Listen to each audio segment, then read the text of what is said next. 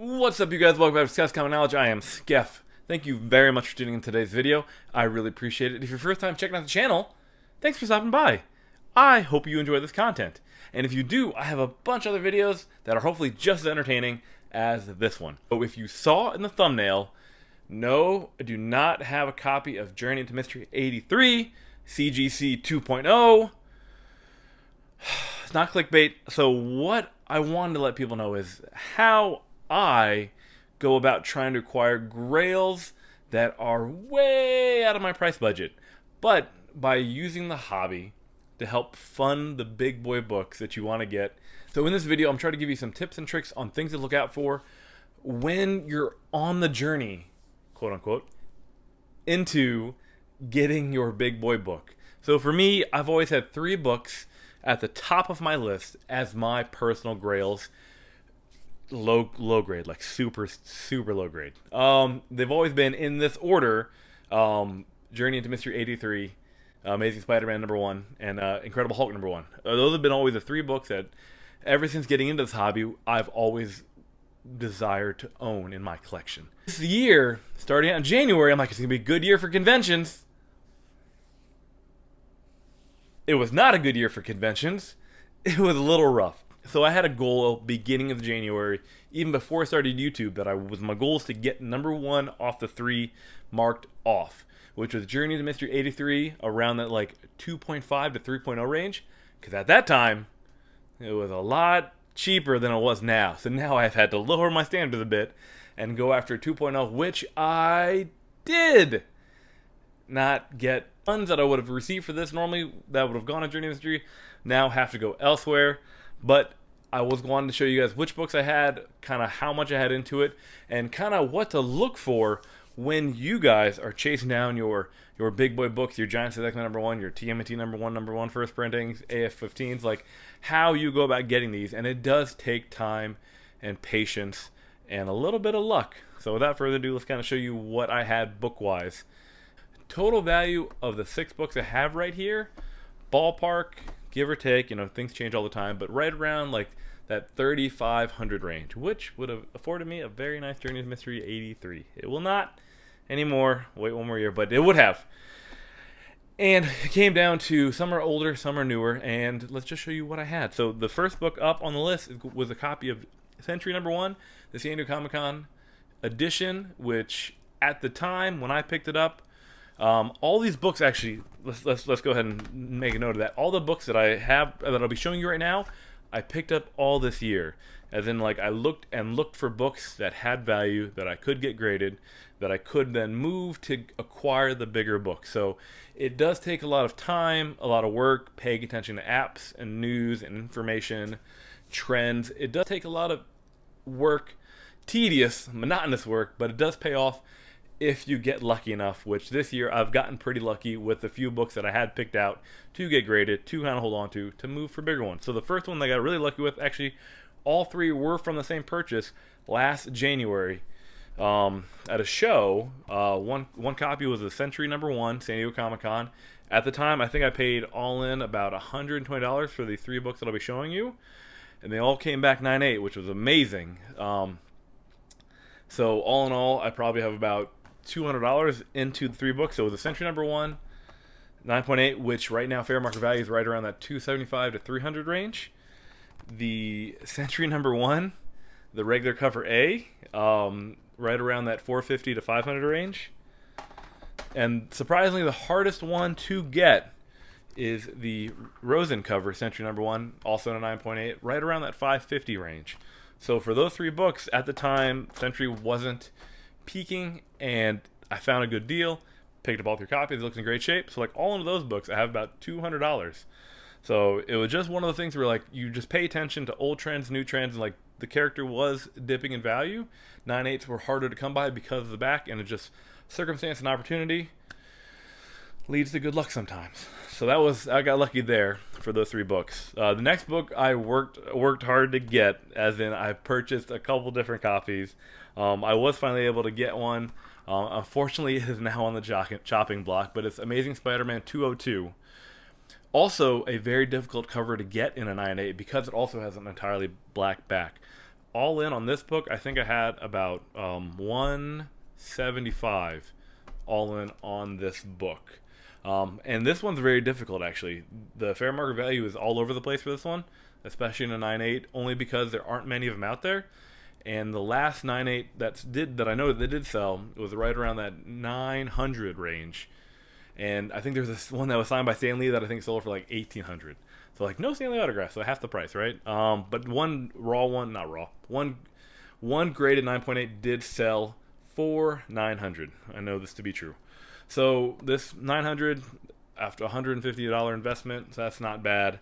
And that just looking around, finding opportunities out there where books could be undervalued, and that book was undervalued at the time when I picked it up, kind of before the big boom. This was right around March or April when I picked up that copy.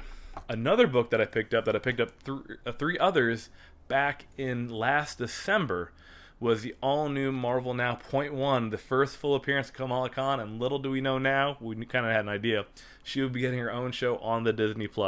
Crazy enough, and it spiked all the books. It was crazy. Here's all the shows, and all the books just go up in price. But this book, at the time, wasn't that expensive a little over a year ago. I think I paid about $50 for this book. And right now, the most recent sales are right around that 800 range. So it's just one of the things where you just pay attention to who is coming out character-wise and find books that are undervalued and try to pick up good copies. So I picked up 3 copies at the time. One of them came back in 9.8. The other 2 did not, but still I got lucky and hit really big with the 9.8 because it was in really good shape. The last one that also was a recent pickup was just pure dumb luck. I just happened to be at the shop at the right time. They had a copy. It was super clean, and I'm like, this is too good to be true. And that's where you just get lucky, and opportunity just kind of works out in your favor. So I picked up a ASM 316 and came back in 9.8. I think I paid about $90 for the book, and then shipping, grading, fees, everything. I've calculated everything. So like all in for all the books that I did say price-wise does include like the grading and shipping costs. So all in for this book was probably about $150. I think the most recent sales are right around that $650 range. So it's one of the things where like this book was trending upwards, and it's been trending upwards since the beginning of the year. And it just got lucky. Like that time, you just got lucky. It takes time to look over apps and look over websites. Like Go Collect is a great source of information that I use. GPA is a good source of information that I use. You have obviously all like the top 10 lists. It's just like listening to as much information as you can and trying to retain some, so you know when you go into conventions, you have some, you have a good Rolodex in the brain of like what to look for, like what values spiking, what values are kind of dipping, to make sure you get the best bang for your buck. Half of these books, I'm not gonna lie, I did get lucky. Like it was just luck coming up at the right time at these right price points when the books were kind of dipping back down. Just because some books dip really low in value doesn't mean they won't go back up. And at the end of the day, you are putting your own money toward a certain book, and if you believe that book will go up, that's fantastic. If you believe it's going to do it, go for it. Try your best. And so one thing that I always tell people to look for too is that there's like a multiplier when you're looking at raw books to purchase, and if you want to get them graded. So for me, I try to see what a 9.6 is going for in a book and what a 9.8 is going for in a book. All about determining the multipliers of getting a book graded versus purchasing it raw. So for example, if raw books are selling out there between that 50 to like 75 range, while the 9.8s of that same book are selling for, let's say, like $2.99, then sure, it's a good opportunity to try to purchase maybe a couple raw copies to get your 198. Otherwise, if a book is selling for $50 and a 9.8 is only selling for $150, probably not the best chance for a good return on that opportunity if you're looking to try to move that book to get into bigger books. So I got really lucky again, for example, when I purchased a couple copies of Amazing Spider-Man 300 for around $600 at the time, which were a little bit on the higher end, but now looking back was a great deal, because at that time the 9.8s were going for more than double what a 9.6 is, which was crazy. So that's something that else to factor into it as well, is see what a 9.6 is going for, and if it's entirely undervalued, there's no point in not trying to go for it and try to get a crack and then press it and then a bump up. And surprisingly, all the books I just showed you, they were all raw except for the Amazing Spider-Man 202, which I did purchase, graded at a 9.6. So I got really lucky with the other ones, but most of the time where you find some of the best value for your return is by trying to purchase books that are graded and have good potential for a press to help increase the grade on the book, which would increase the value, which could help you move toward bigger books in your collection. Ultimately, that's kind of what I look for when looking for books that have good value, whether it be a good raw value, because a 9.8 is such an enormous price, or have good graded value because the 9.4 or the 9.2 or the 9.6 is extremely undervalued compared to what the 9.8 is, and there is potential there for growth. So all in all, I hope you found this video helpful. If not, it's okay. I'm just trying something new. I also wanted to announce too that when we hit 1,650 subscribers, I will be announcing the 2,000 subscriber giveaway. Kind of crazy to think about, but we will. I'll be announcing one. It might be a little early. I'll go into more details later on an upcoming video about it, but you're going to want to make sure you have that notification bell turned on, be a subscriber, smash that like button because it is a whopper of a giveaway.